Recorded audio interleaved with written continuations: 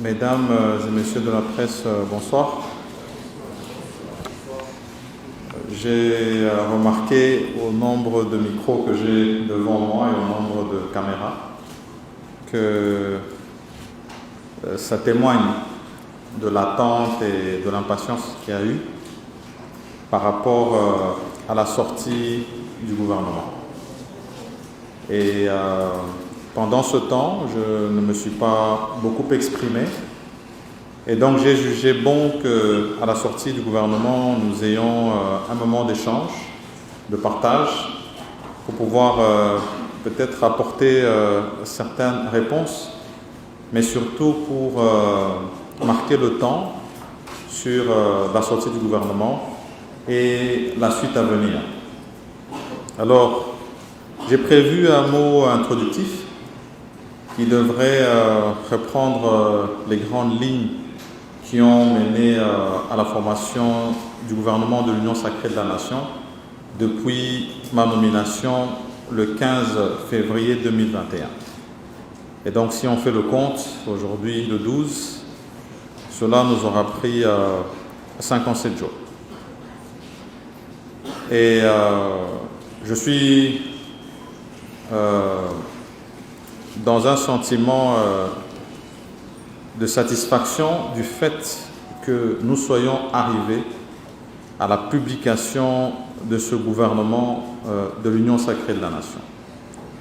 Je crois qu'il vous souviendra que après ma nomination, j'avais amorcé des échanges avec les différents regroupements et partis politiques, d'abord qui ont une représentation au sein du Parlement, c'est-à-dire l'Assemblée nationale et au Sénat, mais que par la suite nous avions élargi ces échanges aux personnalités politiques, à la société civile, aux associations et syndicats de la société civile, pour avoir aussi leurs avis quant à l'enrichissement du programme du gouvernement que nous allons devoir désormais présenter à la représentation nationale. Et à la suite de ces échanges, pour les regroupements partis politiques, particulièrement ceux qui ont des députés au sein de l'Assemblée nationale, nous avions défini un critérium qui allait d'un nombre minimal de députés qu'il fallait avoir pour prétendre à un poste au niveau du gouvernement de l'Union sacrée de la Nation.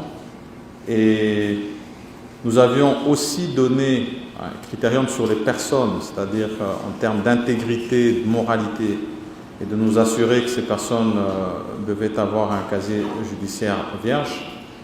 Mais nous avions aussi mentionné que nous devions avoir un gouvernement qui tienne compte de l'inclusivité de toutes les forces présentes au sein de l'Union sacrée de la Nation et aussi au-delà de cette inclusivité, que nous puissions avoir une certaine solidarité au niveau des forces politiques.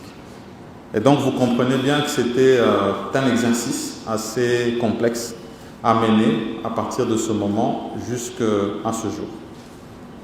Une fois que nous avions bouclé ces échanges avec toutes ces forces, nous avons entamé une série de séances d'arbitrage avec le chef de l'État pour pouvoir finaliser le travail de la formation du gouvernement.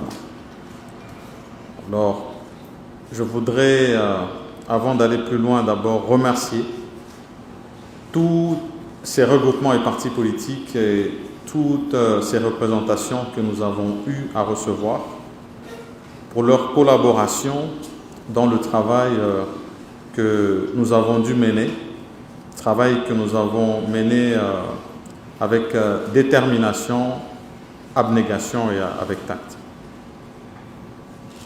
Et aujourd'hui, vous avez tous suivi la publication du gouvernement. Et je vais revenir sur les objectifs qui m'avaient été assignés en ce qui concerne la formation du gouvernement. Il nous avait été demandé, et je l'ai dit tout à l'heure, d'avoir une taille réduite.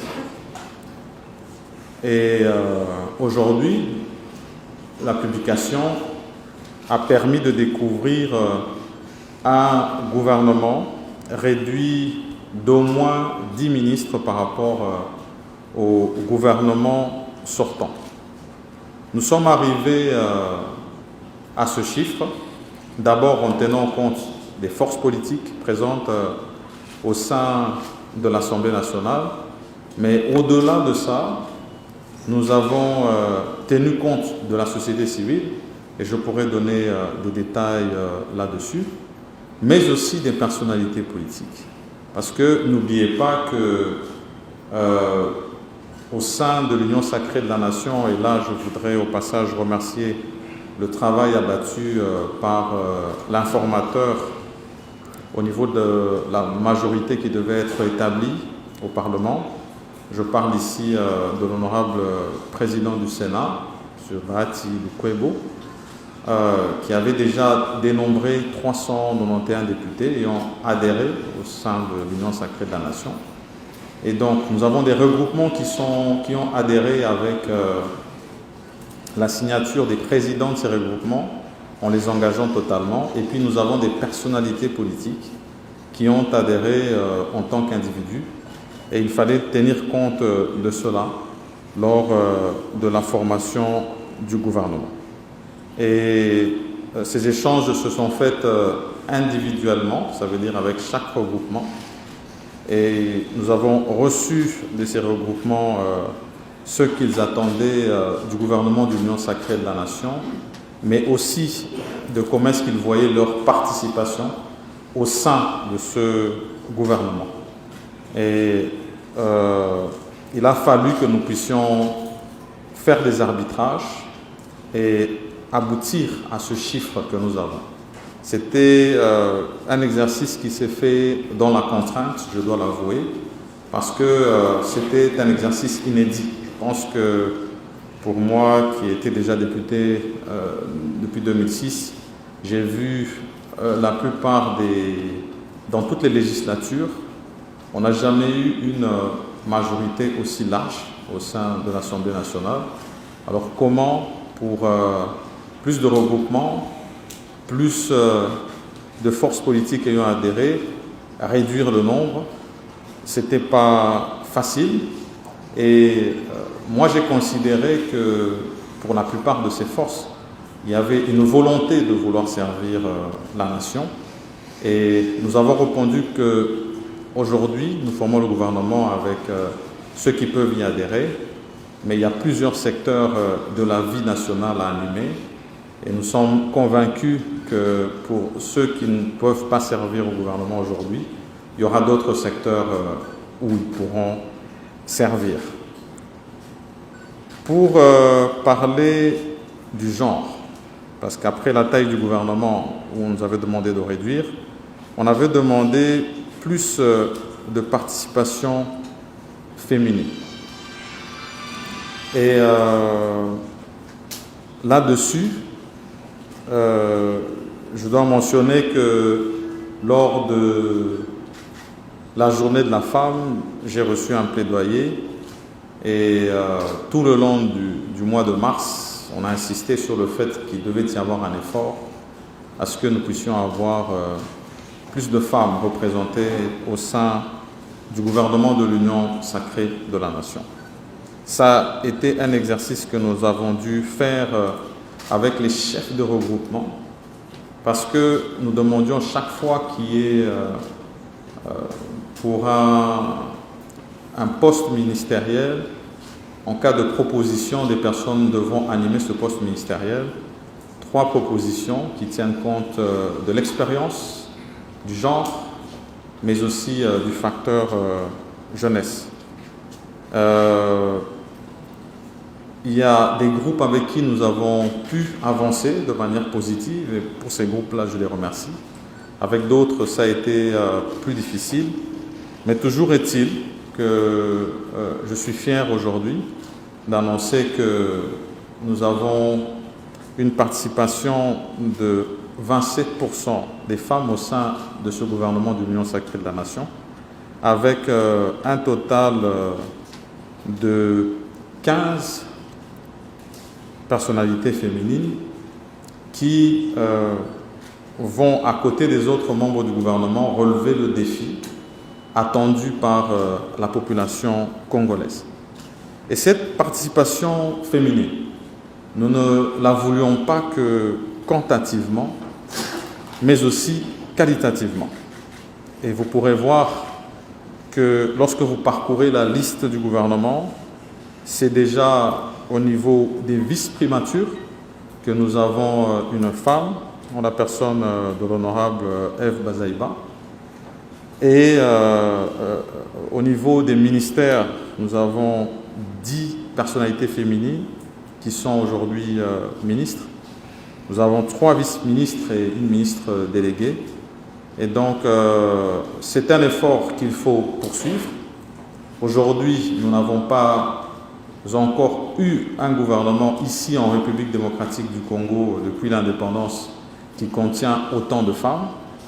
Et j'estime que c'est un pas, mais qu'il faut continuer à aller vers le sens de la parité, non seulement au gouvernement, mais aussi dans toutes les autres institutions de la République démocratique du Congo. J'espère simplement que ce fait qui arrive au mois d'avril, après le mois de mars de la femme, sera accueilli comme un premier pas qui va dans le sens de la parité. En ce qui concerne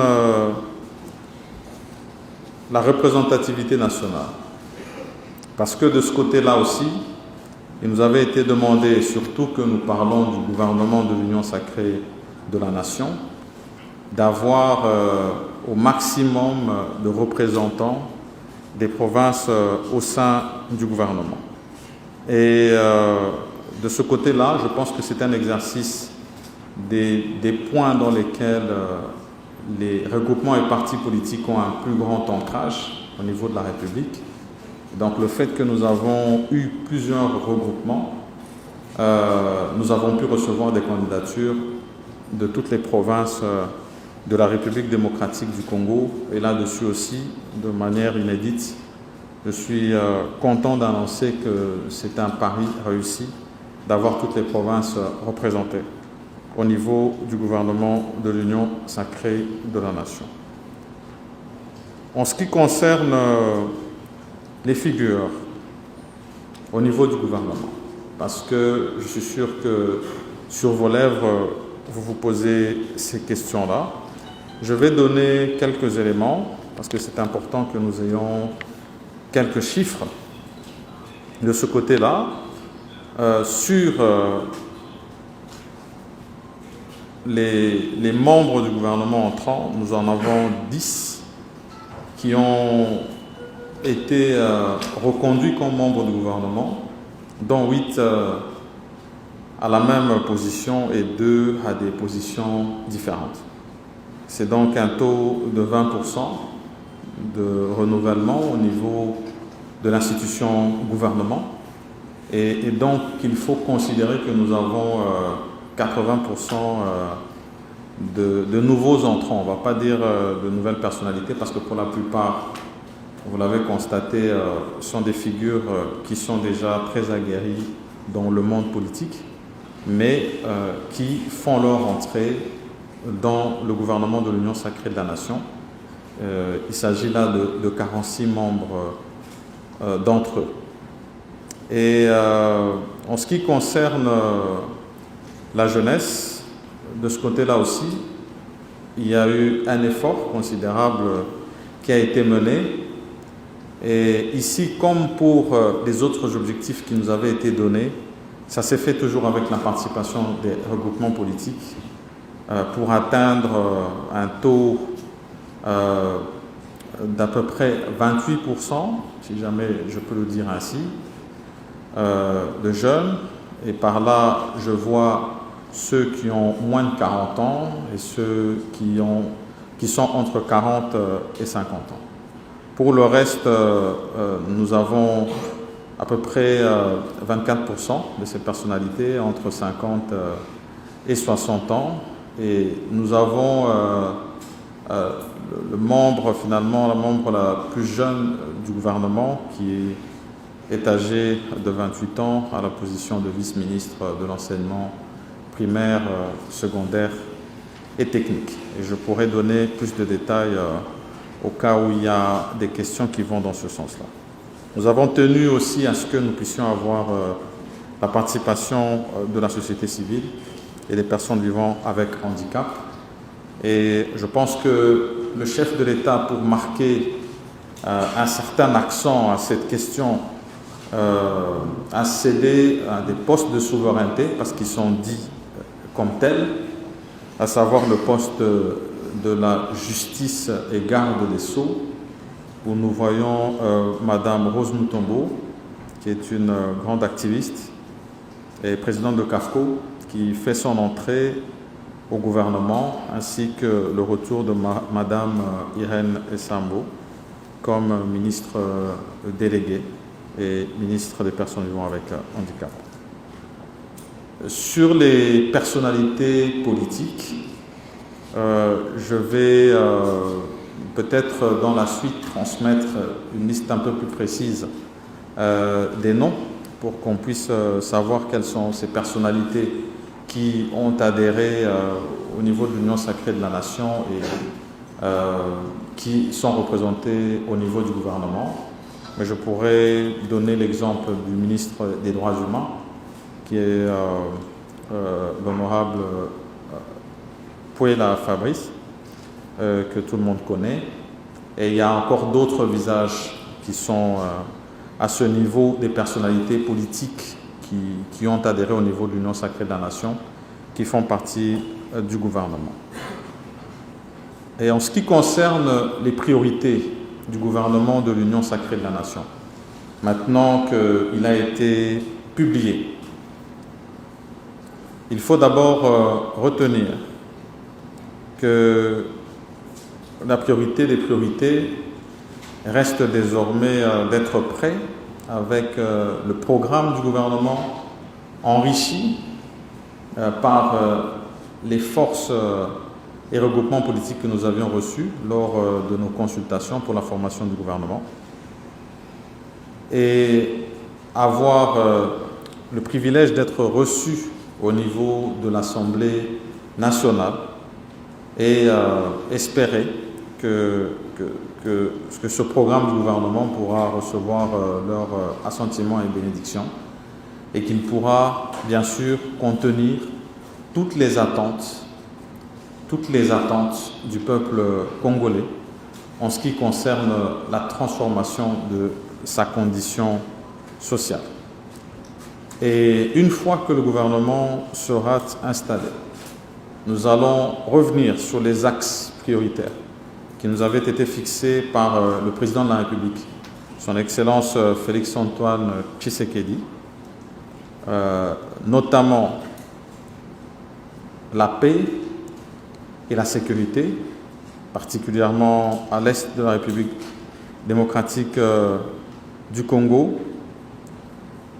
la santé, surtout en cette période de pandémie à Covid-19, l'éducation, le développement à la base, et bien sûr, puisqu'il faut faire face à toutes ces difficultés que nous avons au niveau du budget de l'État, il va falloir que nous puissions avoir des réformes dans le domaine fiscal.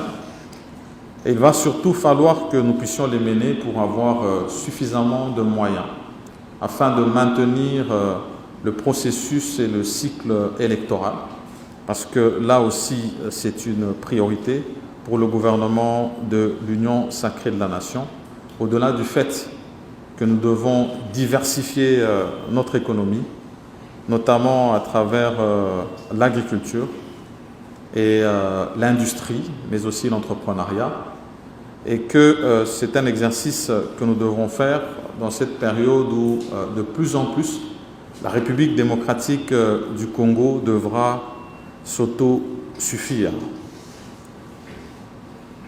Donc, c'est un premier cap franchi qui a été la formation du gouvernement de l'Union sacrée de la nation.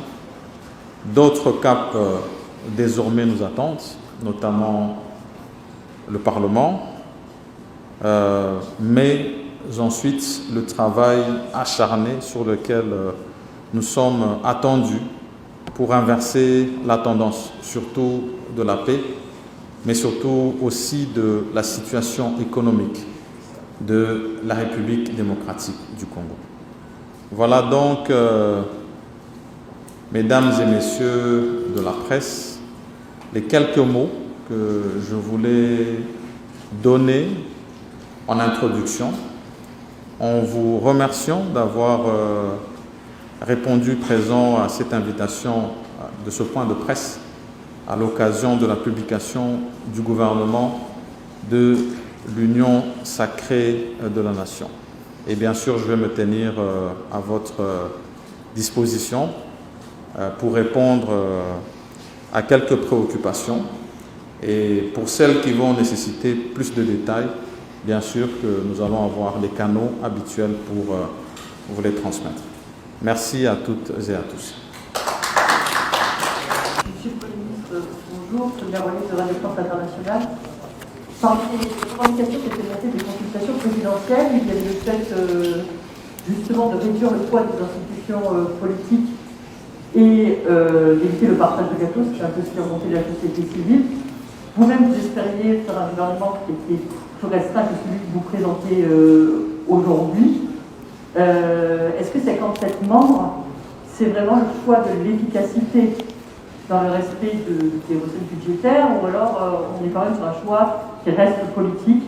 Et pourquoi ce choix? Excellence, enfin, les Congolais peuvent dire ouf et soulagement. Le gouvernement Samaïla, pourquoi avoir attendu si longtemps pour publier ce gouvernement? Et vous avez parlé des 37% des femmes au sein du gouvernement, 27%. Qu'attendez-vous de ces femmes? Parce que je dis pas seulement du nombre, mais de l'efficacité aussi des femmes au sein de votre gouvernement. Et en rapport avec les mouvements politiques, est-ce qu'ils ont trouvé satisfaction? Merci pour ces questions. Alors, Madame Sonia, c'est sur la taille du gouvernement. Effectivement, je pense que j'avais annoncé que le souhait avait été d'atteindre 30% de réduction de la taille du gouvernement. Et lorsque vous faites un calcul, nous aurions dû avoir une réduction de 18 membres au niveau du gouvernement sortant. Et sur la question de savoir si c'était un choix d'efficacité ou un choix politique, il s'agit des deux. Parce qu'il fallait tenir compte de l'efficacité et de quand même donner le signal du souhait de montrer que nous voulons réduire le train de vie des institutions. Nous sommes arrivés à une réduction de 10 postes sur les 18 qui étaient prévus. Mais en ce qui concerne le chiffre auquel on est arrivé, bien sûr qu'il s'agit d'un choix politique.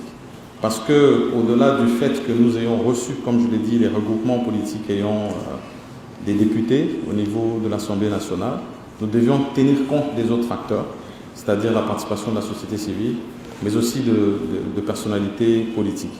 Et pour arriver à un juste milieu, nous avons dû faire une concession pour pouvoir arriver à ce chiffre qui fait finalement un mix des deux, d'efficacité, mais aussi du choix politique. C'est ça que je peux répondre à cette question.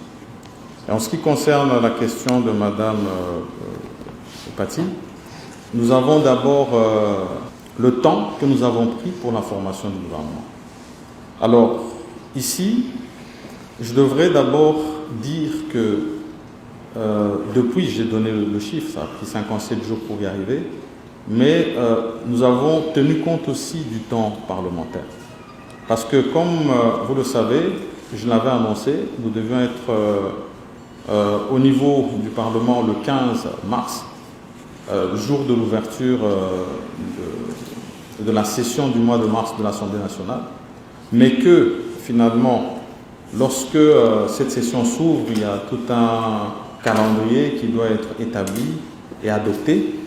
Et ce n'est qu'après cela, parce que même si nous avions sorti le gouvernement au début du mois de mars, nous devrions quand même attendre finalement que cette session puisse s'ouvrir et que nous puissions être programmés au niveau de l'Assemblée nationale. Donc nous avons simplement mis ce temps à profit, ce délai par rapport à l'ouverture de la session et l'adoption du calendrier pour parachever les discussions que nous avions commencées, parce que avec certains groupes, et la plupart d'entre eux, nous sommes arrivés très vite à des points d'entente, mais avec d'autres, ça a pris un peu plus de temps. Nous remercions les premiers pour leur promptitude et la patience qu'ils ont eue dans les discussions que nous avons eues avec les autres groupes pour arriver à ce résultat. Et je pense que le plus important, c'était d'arriver à une forme de consensus dans la formation de ce gouvernement. Et bien que, parce que vous avez demandé si tout le monde allait trouver satisfaction, je pense que certainement pas, parce que je vous ai dit que l'engouement de servir la nation était grand.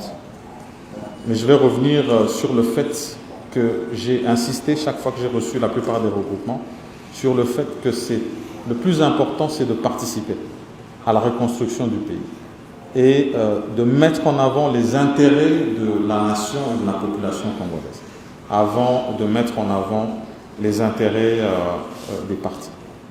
Donc, en ce qui concerne les 27% de la participation féminine, ce que nous attendons d'elles, c'est qu'elles soient à la hauteur des fonctions auxquelles elles ont été assignées.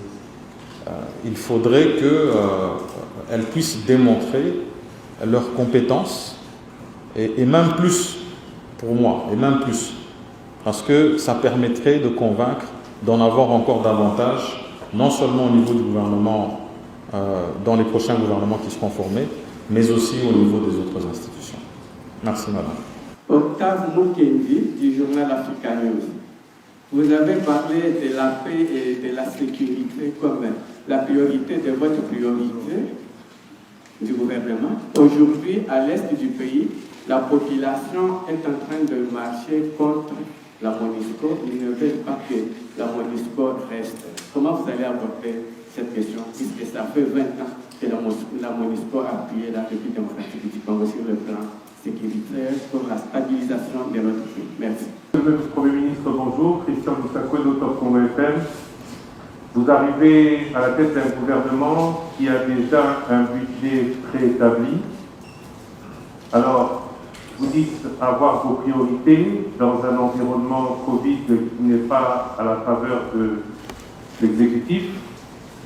Quelles seront les premières mesures que vous allez prendre dans ce sens, et est-ce que, comme le disent déjà certains, vous allez revoir à la baisse ou à la hausse les prétentions budgétaires du gouvernement? Et la problématique de la MONUSCO, en ce jour particulier où il y a une marche pour obtenir le retrait de celle-ci. Alors ici, je peux avouer que depuis ma nomination, j'ai eu une rencontre de prise de contact avec Madame Bintou, qui est la représentante de la MONUSCO ici en République démocratique du Congo. Et dans les échanges que nous avons eus, il a été fait mention du plan de désengagement de la MONUSCO, parce que c'est un plan qui est déjà existant, mais sur lequel il y a du retard, parce qu'il y a des préalables. Et donc, ce que nous devrons faire, c'est nous atteler à ce que ces préalables soient rencontrés pour que ce plan déjà établi puisse suivre son cours. Parce que ici, il est une question de responsabilité et de sécurité. Il faut le prendre à la hauteur de la mesure de la question et agir prudemment. Mais, comme je l'ai dit, le plus important, c'est qu'une fois que nous sommes en place, nous puissions prendre langue avec une fois de plus avec les responsables de la MONUSCO et voir comment est-ce que ces préalables pourront être rencontrés. Et en ce qui concerne la question principale avec des sous-questions de M. Christian, c'est-à-dire la question du budget de l'État, parce qu'effectivement nous arrivons dans un contexte où nous avons un budget déjà établi, et je vais même souligner avec des affectations précises. Et donc ici, l'exercice que nous devons faire, c'est d'abord, parce que nous avons parlé des réformes, ces réformes, elles vont se faire dans le domaine fiscal pour aller dans le sens d'accroître le budget. Ça, c'est d'abord l'une des premières priorités que nous avons, parce que nous devons nous donner les moyens de notre politique. Nous ne saurons pas faire face non seulement aux questions sécuritaires, mais surtout à la question sanitaire, si jamais nous ne donnons pas les moyens de notre politique. Et donc, il va falloir aller dans des réformes fiscales. Et en ce qui concerne les préaffectations, il va falloir qu'au niveau du gouvernement, nous puissions voir au niveau du budget qui a déjà été voté et de nos priorités, lesquelles peuvent être poursuivies telles quelles. Et là où nous aurons la possibilité de revenir vers l'autorité budgétaire qui est l'Assemblée nationale, nous n'hésiterons pas de le faire si ça va dans le sens de notre programme du gouvernement qui lui est axé sur l'amélioration des conditions de vie des Congolais. Voilà, merci. C'est Joël Katindanga, du journal de Parti News. Tout en vous félicitant pour le temps mis par vous pour former ce gouvernement, est-ce que je puisse savoir quelles sont les forces de ce gouvernement ou de ses membres face aux défis qui vous attendent, notamment en ce qui concerne la situation aussi bien sociale et sécuritaire de notre pays? Est-ce que le profil de chaque membre de votre gouvernement correspond au poste que chacun occupe? Par exemple, la formation, est-ce que vous en avez tenu compte, puisque lorsque vous avez reçu les délégations, il a été demandé pour certains, que vous n'avez pas cité, comme il va citer les uns et les autres, que les ministres experts en matière soient nommés dans certaines fonctions ou certains ministères. Est-ce que vous en avez tenu compte? Mais finalement, le ministre prêt, par exemple, s'il fallait réduire la taille du gouvernement, est-ce qu'il fallait revenir encore avec un ministre prêt ou, je ne sais pas, ce que vous pensez, puisqu'on a parlé de la taille du gouvernement, qu'il fallait réduire et peut-être réduire ou élaguer carrément certains ministères dans votre gouvernement? Merci. D'abord à M. Joël. Sur les forces qui participent au gouvernement de l'Union sacrée de la Nation, je pense que si jamais vous vous référez aux différentes invitations que nous avons faites, lorsque nous avons commencé les consultations en vue de la formation de ce gouvernement, vous aurez déjà une idée des forces qui composent ce gouvernement. Mais je peux citer, en allant en termes de force politique au sein de l'Assemblée nationale, à titre illustratif, le groupe Ensemble, qui est présidé par l'honorable Moïse Katumbi Tchapwe et qui contient en son sein 5 sous-regroupements dont l'AMK, l'AR et 3 autres. Ensuite, nous avons la FDC qui est dirigée par, qui a été conduite par l'honorable Bati Lukwebo, Modeste. Nous avons ensuite reçu l'UDPS et par la suite nous avons reçu le MLC, l'UNC, je peux citer d'autres forces, d'autres regroupements qui se trouvent au niveau de l'Assemblée nationale. notamment le groupe AAA qui était amené par l'honorable Plus, le groupe AABC, l'honorable Paluku, et tant d'autres. Donc, vraiment, la liste est non exhaustive. Votre question peut-être mérite qu'on puisse donner plus de précision au niveau des cases qui se trouvent à côté des membres du gouvernement qui ont été nommés. Comme ça, on pourra revoir non seulement de quelle force politique elles proviennent, et ça permettra par la suite d'établir les différents équilibres qui ont été faits au niveau de ces forces politiques qui participent finalement au gouvernement de l'Union sacrée de la nation. Et pour Madame Rachel, en ce qui concerne les profils des personnes qui vont animer les différents postes ministériels, nous avons tenu compte au maximum du profil des personnes devront animer les différents ministères. Je pense qu'il vous souviendra que lorsque nous avons reçu surtout la plupart des associations et syndicats de la société civile, il nous avait été demandé de sortir des clivages politiques pour prendre des personnes du domaine, vraiment du secteur, même si elles ne sont pas activistes politiques. C'était un idéal, mais nous avons dû revenir vers les forces politiques, simplement parce que du point de vue de la Constitution, le gouvernement que nous devons former doit tenir compte de la coloration politique du Parlement. Et c'est donc les forces politiques qui nous ont transmis des profils qui devaient pouvoir animer les différents secteurs ministériels. Et parfois, nous avons dû, effectivement, je l'avoue, prendre des personnes polyvalentes, en espérant que leur expérience avérée dans le monde professionnel pourra leur permettre de rencontrer les attentes de ces secteurs-là. Voilà ce que je peux répondre. Merci, madame. Israël Moutoumbo, Bossolo Périmé. La question est là parce que les autres ont posé leurs questions en français. J'en profite pour vous poser toutes ces deux questions. Monsieur Matondi, on a le légué, on peut dire Moka, et ça qui est confiance, et les loyaux attaquent au Youmé qui fait que voilà, on a un peu de gouvernement finalement, c'est limite. Mon tournage, il faut se dire, depuis au Premier ministre, au outil finance ndengeni et par réforme il y a aucun pour ça la côte de Mouimongwa. Le Libanais, il y a social, il y a pas congolais.